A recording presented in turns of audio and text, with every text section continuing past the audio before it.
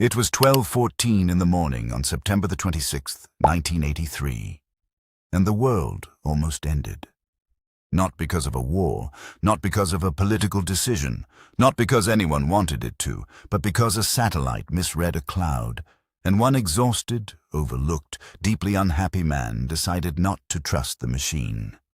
His name was Stanislav Petrov. He was 44 years old. He had been passed over for promotion 3 weeks earlier. He was covering someone else's shift. He had not slept properly in days. And in the next 23 minutes, he would make the single most important decision in the history of human civilization. Nobody asked him to. Nobody trained him for it. And when it was over, nobody thanked him. This is his story. And in a very real sense, it is yours too.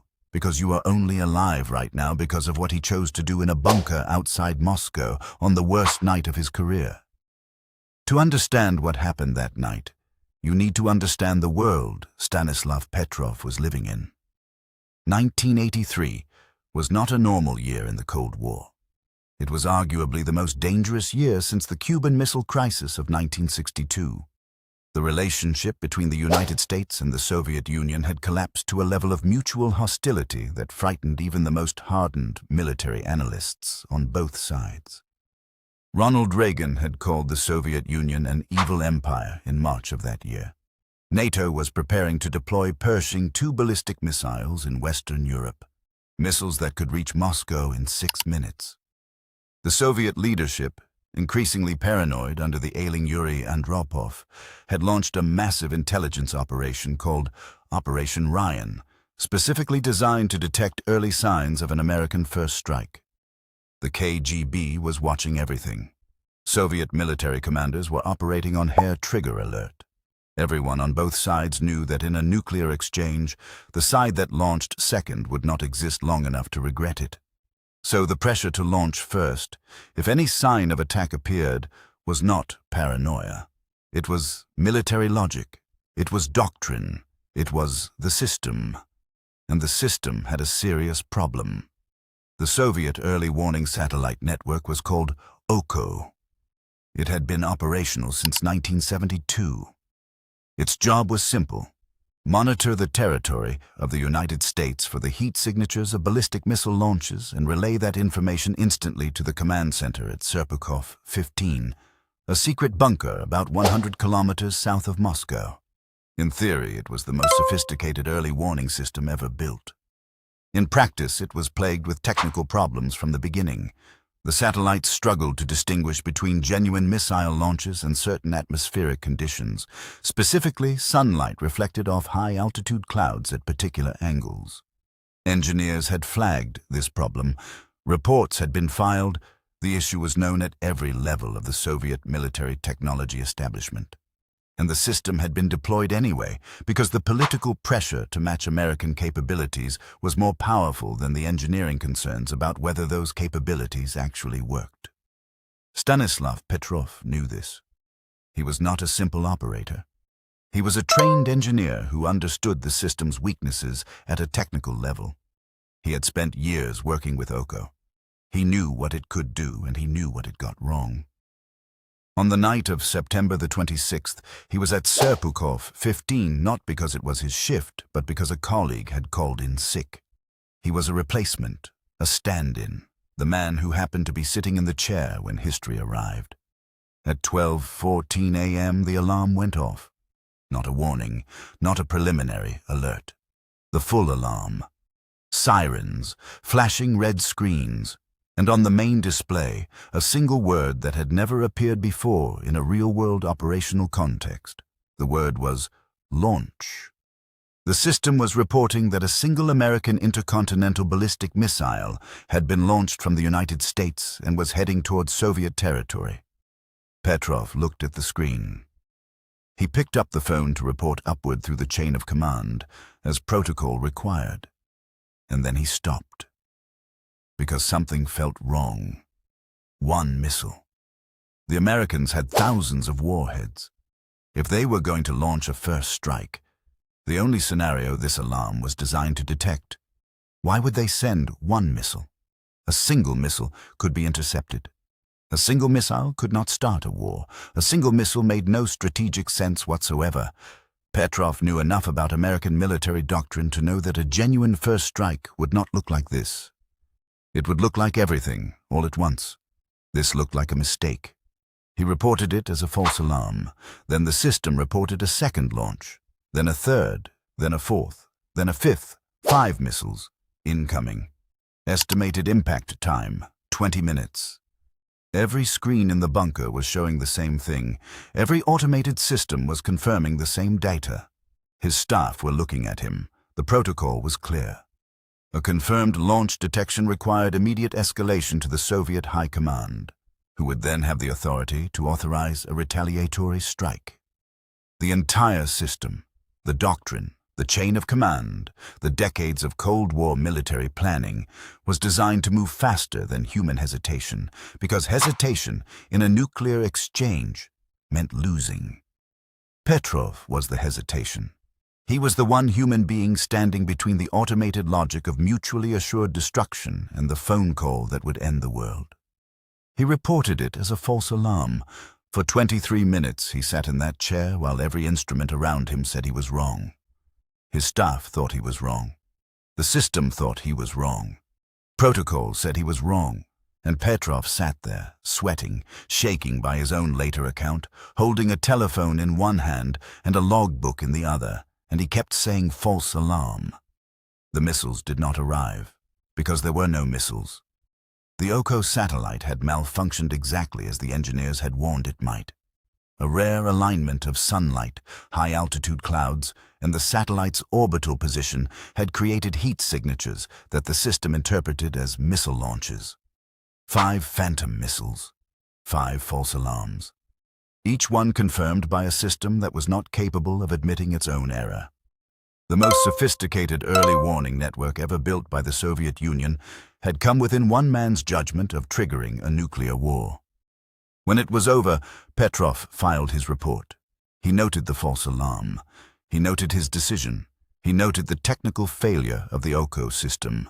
And then he went home. He did not sleep. He told his wife nothing.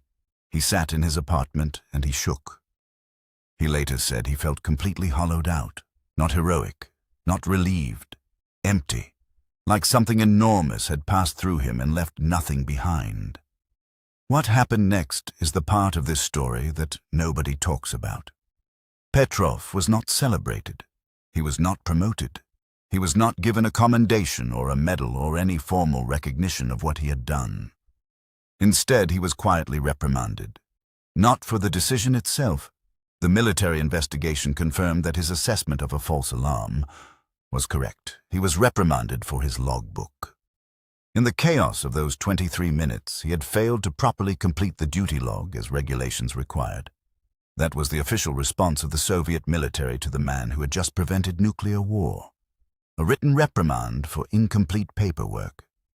He was subsequently transferred to a less senior position. He took early retirement shortly after. The Soviet military sealed the incident as classified. It would not become public knowledge until after the fall of the Soviet Union, more than 8 years later. Petrov went home to his small apartment in Fryazovo, a town outside Moscow. He cared for his wife, who was ill. She died in 1997. After that, he lived alone. He grew vegetables in a small garden. He gave occasional interviews when journalists tracked him down, which they did more frequently after the story became internationally known in the mid-1990s. He seemed genuinely puzzled by the attention. He did not consider himself a hero. He said repeatedly that he had simply done what the situation required, that any reasonable person would have done the same, that the real story was not him, but the system, the broken, politically deployed engineer-warned system that had put the world in that position in the first place. In 2006, he was quietly honored by a small United Nations association in New York. He received an award. He flew to America for the first time. He seemed uncomfortable with the ceremony. He gave a short speech. He flew home. In 2013, on the 30th anniversary of the incident, there were some commemorative events, some articles, some attention, then it faded again. Stanislav Petrov died on May 19, 2017. He was 77 years old. He died alone in his apartment in Fryazevo. His body was not discovered for several months. A journalist who had been trying to reach him for an interview eventually raised the alarm when calls went unanswered. His death was not reported internationally until September 2017, nearly 4 months after it happened. The man who saved the world died alone and was not found for months. Here is what this story is actually about. It is not about heroism. Petrov himself rejected that framing every time it was offered to him. It is about the relationship between human judgment and automated systems. The Soviet military had built OKO specifically to remove human hesitation from the equation of nuclear response. The logic was sound by the standards of Cold War doctrine. Humans hesitate, systems do not, and in a nuclear exchange, hesitation equals annihilation. The system was designed to be faster and more decisive than any person. What the system could not account for was the specific, irreplaceable value of a person who knew the system well enough to doubt it. Petrov's engineering background, his years working with OKO, his intimate knowledge of its failure modes, that was not supposed to matter. The system was supposed to supersede all of that. Instead, it was exactly that human technical knowledge, combined with that human hesitation, that prevented the system from destroying everything it was built to protect. Behavioral scientists who have studied this incident identify what they call the automation paradox.